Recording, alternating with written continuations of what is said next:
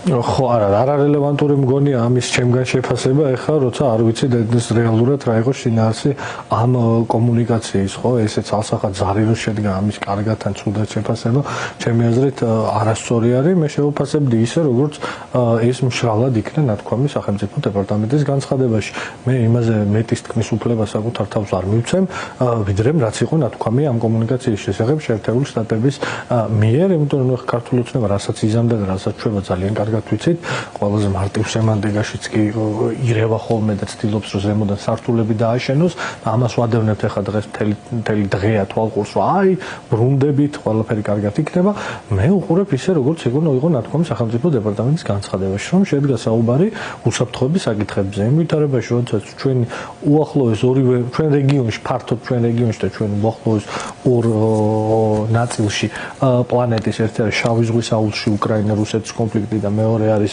ახლო აღმოსავლეთში ირანის განთავისუფლების ოპერაცია, ასე ვთქვათ, ორივე შემთხვევაში საქართველო გეოპოლიტიკურად და როგორც ქართული ოცნების წარმომადგენლებს ვთქვათ, გეოგრაფიულად ისეთ ადგილას არის, რომ მნიშვნელოვანია უსაფრთხოების ნაწილში აქ თანამშრომლობა და აქ არსებობს მრავალწლიანი უსაფრთხოების ურთიერთობა, რომელსაც ამერიკელები ესე მარტივად წყალში ვერ ჩაყნიან, იმიტომ რომ საქმე ეხება სამხედრო საკითხებს, ჩემი აზრით, იქ ხო ლაპარაკი შავი ზღვის უსაფრთხოებაზე და მე მგონია რომ ერთ-ერთ რასთან დავაკავშირებ ანაკლიის პროექტთან დავაკავშირებ ანაკლიაში ვიზიტი ამერიკის სახელმწიფო დეპარტამენტის წარმომადგენლის არ იყო შემთხვევით ჩემის აზრით და აი ამ პროცესებს ვადევნებთ თვალყურს ახლა შავი ზღვის უსაფრთხოება იყო ნახსენები მგონია რომ ამ საკითხზე გარკვეული საუბარი იქნება მაგრამ ცალსახად ვერ შევაფასებ ვერც პოზიტიურად და ვერც ნეგატიურად იმიტომ რომ არა გვაქვს იმისთვის საკმარისი ინფორმაცია რომ ეს გავაკეთოთ ახლა ზარი შეფასება ხო ჩემთან ერთგვარი განსხვავებულად მოწოდებულ ინფორმაცია ვნახეთ ჩვენ ხომ ძალიან მშრალი იყო სახელმწიფო დეპარტამენტის და ძალიან მოკლე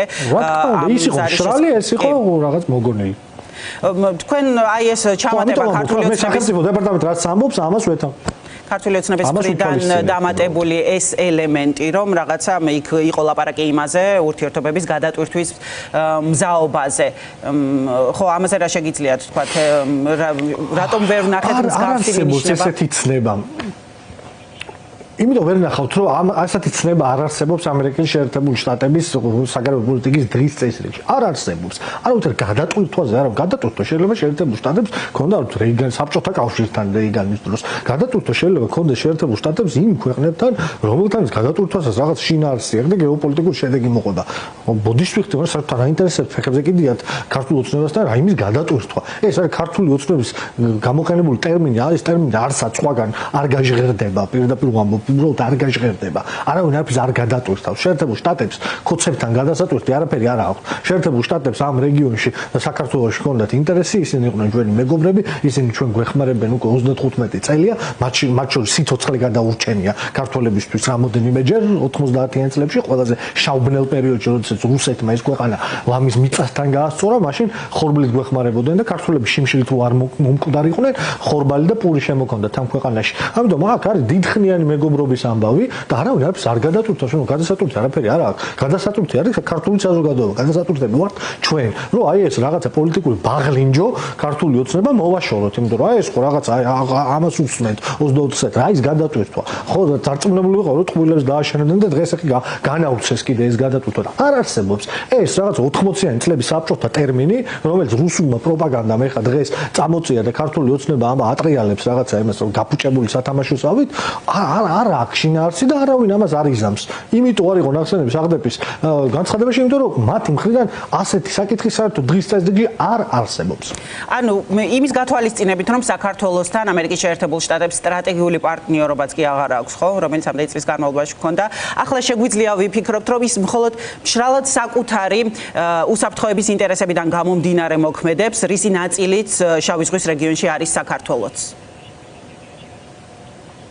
Ну, парадигма შეიცვალა ახლა ამის არაღიარება და ამაზე თვალის დახუჭვა არ იქნება სერიოზული. парадигма შეიცვალა, ხო, რაღაც კოლექტიურ დასავლეთის ცნება შეიცვალა დღეს ცალ-ცალკე მიდგომები და ცალ-ცალკე სტრატეგიული ხაზით უნდა ურთიერთობა დღევანდელ შეერთებულ შტატებს და ევროკავშირს ეს ცალსახა არის ის რომ შეერთებული შტატების აქამდე თქვა აი რომ ფაქტურად 100 წლიანი დოქტრინა, ხო, რაღაცა დემოკრატიის ადამიანის უფლებების საყოველთაო აი ამ რაღაცა თავისუფლების გავრცელების და ამის მხარდაჭერის და აი ამ საკითხების წინაპირობად დაყენების მის პარტნიორებთან ურთიერთობაში ეს წაიშალა გარკვეულწილად რაღაც გაიბლარა ასე ვთქვათ ამერიკული საგარეო პოლიტიკის დღის წესრიგში შესაბამისად ის გახდა მეტად უფრო ტრანზაქციული ამიტომ ყველაფერი შეიძლება მოხდეს ამიტომ ძალიან ფრთხილად ვეკიდები ამ საკითხს და რაღაცა კაცრად და ძალიან სწორხაზოვნად ამ საკითხზე ვერ ვილაპარაკებ ის შეიმჩნევა ხო ბევრ სხვადასხვა ამბავში რომ შეერთებული შტატების საგარეო პოლიტიკა ბევრად უფრო ტრანზაქციულია დღეს ტრამპის ადმინისტრაციის პირობებში ვიდრე ის იყო წინა ბევრი 10 წლეულის მანძილზე ამიტომ ხო ბევრი რამე შეიძლება ფაქტორი იყოს მათ შორის უსაფრთხოება ცენტრალური ფაქტორია მაგრამ კიდევ ერთხელ ვამბობ მე ჩემი სიფრთხილე არ ნიშნავს იმას რომ რაღაც ტყუილი უნდა დავიჯეროთ ქართული ოცნების არაფერი არ ამბობს იმას არ არსებობს არც ერთი კონკრეტული მოქმედება რომელიც ითქვის რომ შეერთებული შტატები დღეს აპირებს ამ სტრატეგიული პარტნიორობის ურთიერთობის განახლებას და აქ მიზეზი ახლა ქართველი ხალხის ნების წინააღმდეგ სულ არის ქართული ოცნების მხრიდან თუ სულ თავდამოუნდა ტრანზაქციული გახდეს ეს პოლიტიკა ასე მარტივად ამ ნაბიჯებზე უკან არ დაიხევს და რა ვიცი ხა ვისაც გონია რომ ამაში რაღაცა ქოცური იმედის ნაპერწკალი უნდა იპოვოს შეგახსენებთ რომ იმავე ამერიკის შეერთებული შტატების ადმინისტრაციამ რამოდენიმე დღის წინ განაახლა რუსეთის წინააღმდეგ განაგრძო კიდე ერთი წლის რუსეთის წინააღმდეგ სანქციების მთელი პაკეტი და ამ სანქციების პაკეტშია მათ შორის ბიზნეს ივანიშვილის სანქციაც ამ პაკეტის ნაწილია შესაბამისად ახლა რა ვიცი ქმედება ის არის ზარი აგერ იყო მომავალში უნდა დაველოდოთ მთავარი არის რომ ჩვენ წყობრად დემოკრატიულმა ძალებმა იმ ძალებმა რომელსაც სურვილი გვაქვს და ქართული სახელმწიფოს ერთგულები ვართ განსხვავებით ქართული ოცნებისგან ხო ქართული ოცნება არ არის ქართული სახელმწიფოს ერთგული ქართული ოცნება არის SVR-ის ერთგული რუსეთის იმპერიის ერთგული და არა ქართული სახელმწიფოს ჩვენ უნდა აღვადგინოთ სრულფასოვნად ქართულ საზოგადოებასა და პოლიტიკურ კლასს შორის კავშირი ახლა ეს არის მთავარი საგარეო ურთიერთობები დაალაგდება ამ ქვეყანაში მხოლოდ მას შემდეგ როდესაც ქართული ოცნება ანტისახელმწიფო ანტიქართული ძალა წავა ხელისუფლებიდან მანამდე კარგი არაფერი არ გვიქარდის რატო აი აქაც მარტივია იმიტომ კი არა რაღაცა გლქები აქვთ თავებზე და ეშმაკები არიან კუდები აქვთ რაღაც პაპუაშვილს და კობახიძეებს არა უბრალოდ ისინი არიან უცხო ქვეყნის ინტერესების გამტარები ისინი არიან აგენტები რუსეთის იმპერიის აგენტები საქართველოში ნამესნიკები ამიტომ მათი ინტერესი ყოველთვის არ იქნება საქართველოს სუვერენიტეტის და სახელმწიფო ინტერესების წინააღმდეგ ამიტომ არ მგონია რომ რაიმე ფორმით საქართველოს ინტერესებისთვის ქართული ხალხის ინტერესებისთვის პოზიტიური დღის წესრიგი ვექნება საერთაშორისო თვალსაზრისით. იმიტომ რომ დღეს საქართველოს საგარეო პოლიტიკა არ წდება თბილისში, ის წდება მოსკოვში, მიდის შენობაში. რუსეთის საგარეო საქმეთა სამინისტროს შენობაში ჩვენ დავკარგეთ ამ თვალსაზრისით სუვერენიტეტი. თუმცა ბევრის თვალსაზრისით ეს ურთიერთობების გადატვირთვა ბიძინა ივანიშვილის სანქციების ხაზზე გადის, ხო, რომ თავარი ქართული ოცნებისთვის არის ის, რომ როგორმე ბიძინა ივანიშვილმა ჩამოიშოროს ის ფინანსური სანქციები, რომელიც ამერიკის შეერთებული შტატების სახაზინო დეპარტამენტმა დაუწეს იმ განკარგულების საფუძველზე, რომელიც ერთი წლით გაახანგრძლივა და რომელიც რუსეთის საპასუხო ქმედებების საპასუხოდ არის მიღებული. ეს გზავნილი რას ნიშნავს ამ შემთხვევაში? გასაგებია რომ რუსეთის წინააღმდეგ გაგრძელდა სანქციები, მაგრამ ზუსტად ამის საფუძველზე გაუგრძელდა სანქციები კიდევ ერთი წლით ბიძინა ივანიშვილსაც. ანუ ეს თუ ვერ გვარდება, მაშინ რა ხდება ოცნებისთვის? შობ კიდევ ახლა გავიმეორებ რაც წინა შეკითხვაზე ვთქვი, ხო, ანუ ქმედება ერთია, ანუ შეიძლება რაღაცეები შედგეს, ზარებიც იყოს, ვიზიტებიც იყოს, აგერ რაღაცა ქვეყნის შემარცხვენელი ვიზიტი ქონდა, ცუცოტა ხნის წინ, ალბათ დეტალში არ შევალ, იმიტომ რომ რა ვიცი, მეც შემრცხვა და მეც ძალიან მეწყინა, რომ ჩემ ქვეყანას ასეთ ხალხი წარმოადგენს. ეს საწყენია, ეს ტრაგედია არის, ხო? პირველი ლედის ვიზიტს გულისხმობ და ნახეთ, ჩვენ რა შეუძლიათ. ჟუვაჩკის ცოხნა და რაღაცა გაურკვეველ ენაზე შუმერულად ლაპარაკი იმაში, რა ქვია, საზღვარგარეთ. აი ეს არაკომპეტენტური ხალხი როდესაც წარმოადგენს ქვეყანას, არაკომპეტენტური, უბრალოდ უცოდინარი, არაკომპეტენტური, არაპროფესიონალი და რაც მთავარი ქვეყნის მოღალატე ხალხი როდესაც წარმოადგენს, ეს ყოველთვის აისახება რეალობაზე და აგერ ამის ყველაზე ნათელი მაგალითია საქართველოს პირველი ლედის შუმერული სიტყვა იმაზე, რა ქვია, რაღაცა 3-0 იყვნენ იქ ჩასულები და ქალბატონი კვიციანის ცოხნა. აი ეს არის რეალურად საქართველოს საგარეო პოლიტიკის მაქსიმუმი, რაც კონცეფცია შეუძლიათ გააკეთონ. მანამ სანამ ქმედებებში ცვლილებას არ დავინახავთ, პოზიტიურად ვერ ილაპარაკებს საფუძვლიანად ქართული ოცნება და ქმედება არის მარტივი. რამოდენიმე დღის წინ გახორციელებული ბიძინა ივანიშვილის სანქციები კიდე ერთი წლით გახანგრძლივდა. ეხლა რა თქმა უნდა ქართული ოცნება თავიდან ბოლომდე დღეს ვაჭრობს იმ რაღაცა ძალიან ვიწრო უფლებამოსილებები, რაც მოსკოვმა მათ დაუტოვა საგარეო პოლიტიკის თვალსაზრისით, ამ ვიწრო უფლებამოსილებებში ისინი ვაჭრობენ მხოლოდ იმისთვის, რომ ბიძინა ივანიშვილი გაანთავისუფლონ ამ სანქციებისგან. თორე ყველა დანარჩენში მათი პოლიტიკა ის კი არ არის, რომ საქართველოს მართლა მულტილატერალურ სიფრთხეში გადაიყვანოს. ხო იყო ასეთი პერიოდი საქართველოს ისტორიაში. უახლეს დამოუკიდებლობის ისტორიაში ედუარდ შევარდნაძე იყო ამის ერთ-ერთი ყველაზე ნათელი მაგალითი, რომ ყველასთან შეეძლო სწორი პოლიტიკური ურთიერთობის დამყარება და სწორი ხაზების გატარება. შევარდნაძე ამას აკეთებდა საქართველოს ინტერესებიდან გამომდინარე. აი გაუცებული ვარ, რომ ამის თქმა მიწეროს დღეს, მაგრამ ეგრე იყო, ეხა ფაქტია, ეგრე იყო. ხო, შევარდნაძე იყო რაღაცა ინიციატორი გუამის, ბისეკის, სხვადასხვა ფორმატების, რომელიც ჩვენ რეგიონში საქართველოს როლს აუმჯობესებდა, ზემოთ წევდა. საქართველოს გახადა ამ კაცმა მნიშვნელოვანი მოთამაშე, ხო, ერთ-ერთი. რეგიონული, მაშინ გაჭირვებული ძალიან მძიმე მდგომარეობაში ყოფი ქვეყანა, მაშინ გახდა რაღაცა რეგიონული მოთამაშე, აი ამ ფორმატების შერევა. ქართული ოცნება რას აკეთებს, მეგობრებო? ქართული ოცნება რამე მსგავს ფორმატს ქმნის. რა ვიცი, ჩვენი რეგიონის ესენი ქვეყნები ჩამოდიან საქართველოში რამეზე სალაპარაკოთ. საქართველოს არის რაიმე სხვა კავშირის წევრი, პარალელურად იმისა, რომ ევროკავშირის კანდიდატია. კი ბატონო, ვილაპარაკოთ მულტილატერალიზმზე, მაგრამ რავი, ყველა მიმართულებით მულტილატერალიზმისგან გადადგმული ნაბიჯი ბოდიში და გაასხეს. კი ბატონო, და ეს კანდიდატი ქვეყანაც მხოლოდ ფურცელზე ხართ მითხრეს უკვე, ხო? აი ბოდიში კი, ოღონდ შეხედეთ რა ვითარება იქ ხო ფურცელზე დავშვით კანდიდატი ქვეყანა. აქეთ ჩინეთთან მარტივი კითხვა მაქვს საქართველოს მოქალაქეებს. ჩინეთთან სტრატეგიული პარტნიორობა რო გააფორმეს და აი რაღაცა იდიოტობებს ვლაპარაკობდნენ. რამე მოხდა? რამე გაგრძობა გაგრძელება ამას მოყვა? რა თქმა უნდა არა.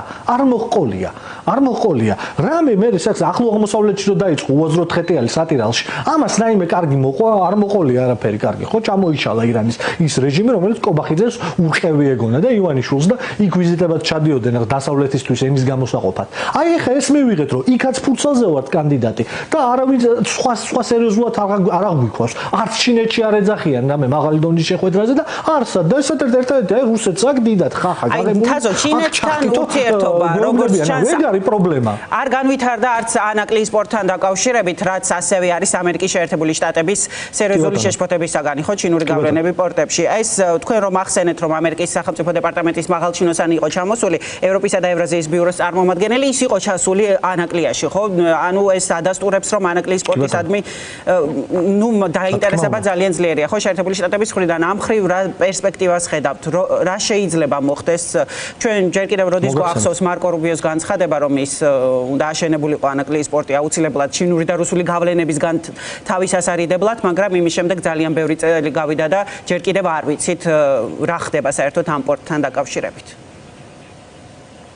ხო, აი ანაკლი არის ყველაზე მარტივი დემონსტრირება იმისა, რომ ქართული ოცნების ეს რაღაცა გაცხადებული პოლიტიკა და აბსურდი, რომელსაც რაღაცა მულტილატერალიზმს ეძახის და ჩვენ პრო არავისკენ არა ვართ იმ დღეს გუშინ იმ დღესაც უსმენდი რაღაც პაპუასი რო ყავთ საქართველოს პარლამენტის თავმჯდომარედ, ის მორიგი ბოდვა ქონდა წამოწყებული ამ თემასთან დაკავშირებით. რეალურად არ არსებობს ეს მულტილატერალიზმი. ანაკლი არის ამ ყველაზე ნათელი მაგალითი. ხო, რა სტრატეგიული პარტნიორობა შეერთებულ შტატებთან რო ქონდა, შეერთებული შტატები გადაყვაზე ამ ქვეყანას მაშინ სტრატეგიული პარტნიორობა რო ქონდა და ჩინეთთან სტრატეგიული პარტნიორობა რას ანაკლიის სპორტშიც კი არ შევიდნენ რეალურად ინვესტიციით. არ ჩანდეს ინვესტიცია. აი ეს გაცხადებული ინვესტიცია, რომ ჩინელები აშენებენ ანაკლიის სპორტს, მოკვდა ეს თემა, იმიტომ რომ არ აკეთებს ჩინეთი არაფერს ამ რეგიონში. არ აინტერესებს მას ქართულ ოცნებასთან ურთიერთობა მათ შორის. კრახით დამთავრდა. რეალურად საქართველოს პოლიტიკა საგარეო არის წართმეული საქართველოსგან და ივანიშვილის აი ამ იმას რა ქვია, ხროვას აქ პოლიტიკა ხეზე ამოფარებს. ანუ გზაზე პროცესმა უნდა ჩაიაროს და ჩვენ საქართველოს ხეს უნდა ამოვეფაროთ. არავინ არ უნდა დაგვინახოს, არავინ არ უნდა შეგვამჩნევს, აი ესე უნდა გაუძღეთ. და ეგ არის რაღაცა ჭორვილის პარადიგმა ქართულ პოლიტიკაში. ეს ჭორვილის შემოფარგლული, გადარაგული იმის რა ქვია, იზოლაციონიზმის პოლიტიკა. ეს არის და ეს კატასტროფაა ჩვენნაირი ქვეყნისთვის. კატასტროფაა ჩვენნაირი ქვეყნისთვის. ჩვენი სუვერენიტეტი და მართლა ეროვნული ინტერესი ის არის, რომ საერთაშორისო გეოპოლიტიკურ სცენაზე და საერთაშორისო ეკონომიკურ ჯაჭვში როლი ვითამაშოთ. აი ანაკლი არის ამის ორივეს განსახიერება. როგორც გეოპოლიტიკური როლი საქართველოსი, ისე ეკონომიკური პოტენციალი. ანუ საქართველოს შეხედეთ აქ მარტივად არის საკითხი. სწორი თქვით თქვენ, რომ ეს ტყუილ არ ყოფილა მნიშვნელოვანი გზავნილი იყო ამერიკის სპეციალურ წარმომადგენლის ვიზიტი ანაკლიაში და მეორე აქაც ამ სატელეფონო ზარის აღწერაშიც არ მგონია რომ სახელმწიფო დეპარტამენტმა ტყუილა ჩაწერა შავი ზღვის უსაფრთხოების საკითხი საქართველოსთან მიმართებაში და შავი ზღვის უსაფრთხოების საკითხი გადის ანაკლის სპორტზე. იმიტომ რომ რამე სამხედრო ისა ფარული ამბავია იქ. იმიტომ რომ ანაკლის სპორტი თუ გახდა აქტიური ამერიკული გავლენის ქვეშ და რა ეხა აქ კი ვიღაცა ოპონენტი გამოჩნდება რომ აი ახლა ევროპას და ამერიკას კაი ურთიერთობები არ აქვს. კი, თვალსახად არ აქვს კაი ურთიერთობები. ოღონდ ევროპის კარიბჭეს შუა დერეფნისთვის, რომელიც პოტენციალიც აგე რეალობად იქცევა ძალიან მალე, იმიტომ რომ ტრიპის ხელშეკრულება, ეგ რომ ზანგეზურის ყოფილი ზანგეზურის დერეფნის ხელშეკრულება, რომელიც გულისხმობს, რა ვიცი, ეს რეგიონი უნდა გახდეს AI-ის ჰაბი, ხელოვნური ინტელექტის ჰაბი, რა ვიცი, ელექტროწარმოების ჰაბი, აგრეთვე უსაფრთხო დერეფანი ტრანსპორტირებისთვის, რაღაც პროდუქციის აღმოსავლეთიდან დასავლეთიდან აღმოსავლეთის მართლა უსაფრთხო, ეს ანაკლის პროექტი ანაკლის გარეშე ვერ განხორციელდება, იმიტომ რომ უბრალოდ სახმელეთო გზით აზერბაიჯანსა და სომხეთს შორის და საბურანო მოძრაობით ეს არ მოხდება ქაოტონსუბო. ეს ძალიან მნიშვნელოვანია. ანაკლი არის მართლა გვაკუთხედი, რომ ჩვენმა ქვეყანამ უსაფრთხოების გარანტიები მიიღოს. უსაფრთხოების გარანტიები მიიღოს. და უსაფრთხოების გარანტიები შეუძლია შეერთებულ შტატებს მოგწეს, ისე როგორც ჩვენ მეზობელ ტრამპმა მიცა ჩვენ მეზობელ სომხეთს დღეს. ტრამპმა მიცა ეს გარანტიები. ტრამპის დამსახურებაა, მიუხედავად იმისა, რომ ცუდი ურთიერთობა აქვს შეერთებულ შტატებს და ევროკავშირს, ტრამპის ადმინისტრაციის დამსახურებაა, რომ დღეს სომხეთი ხდება, ბოდიში აი ამას ვიტყვი, სომხეთი ხდება მეოთხე ქვეყანა მსოფლიოში ხელოვნური ინტელექტის სიმძლავრით, ანუ მისი და ამერიკული ატომური ელექტროსადგურების შენდება სომხეთში და ამის პარალელურად ევროკავშირის წევრობაზე აქტიურად მუშაობს. ეს არის ტრამპის დამსახურება. ამ უსაფრთხოების გარანტია არის ტრამპი, რომ რუსეთმა აი ამ პროცესში აგრესია არ მოახდინოს სომხეთზე, ამის გარანტორი დღეს არის ტრამპი. და დღეს ეს ჩვენ შეგვიძლია ანაკლის პროექტი და ანაკლის სტრატეგიული მნიშვნელობით, მაგრამ ამას არ ვაკეთებთ. იმიტომ რომ დღეს საქართველოს ხელისუფლებას წართმეული აქვს უფლება მოსკოვის მიერ, რომ აწარმოოს დამოუკიდებელი საგარეო პოლიტიკა.